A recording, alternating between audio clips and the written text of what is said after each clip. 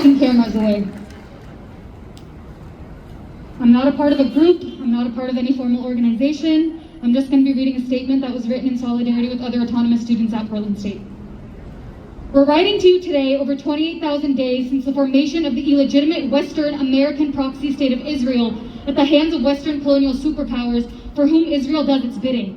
We're here over 521 days since this very settler colonial genocidal regime began yet another iteration of its genocidal campaign against the besieged people of Gaza, a genocidal campaign that this bloodthirsty colony has inflicted upon the indigenous people of the very Palestinian land that it has poisoned with its existence in American-funded bombs, violence that it has continued to inflict on the earth since it was spawned from the depths of apartheid hell. We are here today, over 350 days since the first students in this country took to their college campuses in protest of this very genocidal campaign, alongside in protest of the complicity of our universities in the settler colonial regime that we also occupy ourselves here in what we call the United States. More specifically, we're here over 320 days since students right here in Portland bravely occupied their own park blocks before being pushed by police and taken to the library that they bravely renamed the Rifat Al-Arir Memorial Library, in the name of a beloved poet, scholar, and father who was assassinated by the Israeli occupational forces in December of 2023. And now, we're here just days after a Palestinian student at Columbia University, Mahmoud Khalil, who bravely took part in similar actions as part of the global student intifada, regardless of whatever oppositional narratives and forces he faced, was kidnapped in the night by our fascist government and fundamentally disappeared as he now continues having his civil and legal protections inherently stripped in an unprecedented form of student repression. And for what? For committing the ultimate sin of being unapologetically Palestinian? For unapologetically opposing the brutal genocide of his people? Or for not apologetically being a complicit liberal who stands by, often holding a sign and a photo camera and parading in circles in the street before going home and condemning those who do anything more? His grief, his anger, his morals forced him to act and to do something substantive, to actually do something alongside the millions of others across the country who just couldn't fucking sit down or march in circles and keep watching a genocide take place.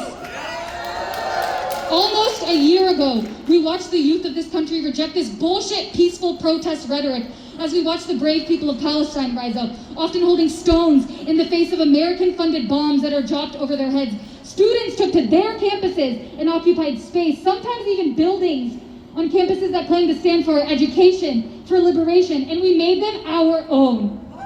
For days, for a week in Portland, students rejected the rule of law that protects genociders and criminalizes those that protest against them in their violent reign. We called out the hypocrisy of institutions that benefit from this colonial violence, like Portland State, and yet claim to say that their students are being provided a decolonial education.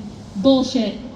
The Memorial Library fostered a small society where people were sheltered, fed, given medical care, and community for days on end. Students and other brave people across the city came together to prove that a brand new world is possible, but only if we stop playing by their rules and in turn further legitimizing their unjust laws and reign. I'm not going to repeat everything that was done in that week.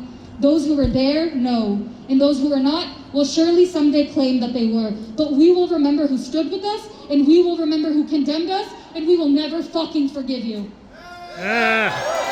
We will just state the fact that we stand in unwavering solidarity with our fellow students that have chosen to not stand idly by in the time of a genocide. The students who know who their enemies are and do not play by their rules.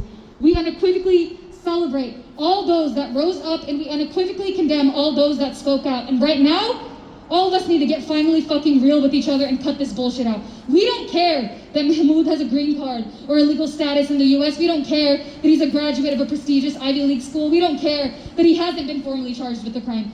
We don't give a fuck who or how somebody aims to advance the revolutionary cause of the Palestinian people. Those in the besieged Gaza Strip cheered for student break-ins and graffiti-covered walls at our genocide-enabling universities. So why do you condemn them? When our basic existence as racialized migrants is under attack, as we have always known, but as we have seen being proven with Mahmoud, when we clearly do not have basic legal and civil protections, we don't give a fuck what happens to your buildings. We don't give a fuck about your windows being broken or your walls being covered in graffiti. We celebrate 15 of your cop cars being burnt to a crisp, and we pray that somebody continues to escalate. But we are not here today to convince you about the legitimacy of property destruction or unconditional resistance or even violence. If watching a genocide unfold with your tax dollars and watching those same people celebrate, the same people undergoing that genocide celebrate students smashing windows and ransacking their campuses isn't enough to bring you in solidarity with us, you're a lost cause. I'm here to ask you one thing. How many more of us need to be disappeared in the middle of the night for you to finally open your fucking eyes? Even a year after the events of last spring, many of us are still being hunted like fucking dogs. We are followed to our homes, to our places of work, to our places of worship, and we're fearful for our lives as the current administration continues to promise more arrests and more deportations of migrant students that unequivocally condemn the racist political ideology of Zionism in the illegitimate settler colony of Israel. And we know for a fact that there are those in this crowd today that have always stood with us. And we're also aware that there might even be some of you here today that help legitimize the narratives of good protesters versus bad protesters, rhetoric that the police now use to round us up like cattle, rhetoric that the police use to detain and kidnap people like Mahmoud. When you regurgitate the talking points of our rulers, you allow them to conduct the violence that they inflict upon us. You co-sign on our abductions and brutalizations. When you let yourselves participate and legitimize that rhetoric of good protester versus bad protester, rhetoric that they then use to hunt us down like fucking animals, whose side are you on? Rejoice, celebrate the fact that another person is delivering blows from a different side to your shared enemy instead of condemning them for not fighting that enemy in the exact same way you are. Clearly, your blows are not enough when that enemy is still standing for us to fight from the other side. Yes. How dare you debilitate or hinder another's resistance just because you don't agree with it yourself, instead of just further solidifying your own. Cowards are those who understand how hard the state chooses to repress dissent, which is why they choose to submit to their rules and align their tactics with their rules. Revolutionaries are those who understand how hard the state chooses to repress dissent, which is why we choose to fight even harder to fucking win.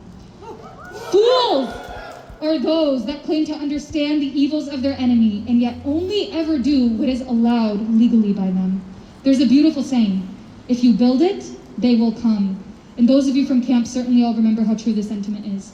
So act accordingly. If you build it, we will come. We always have, and we always will.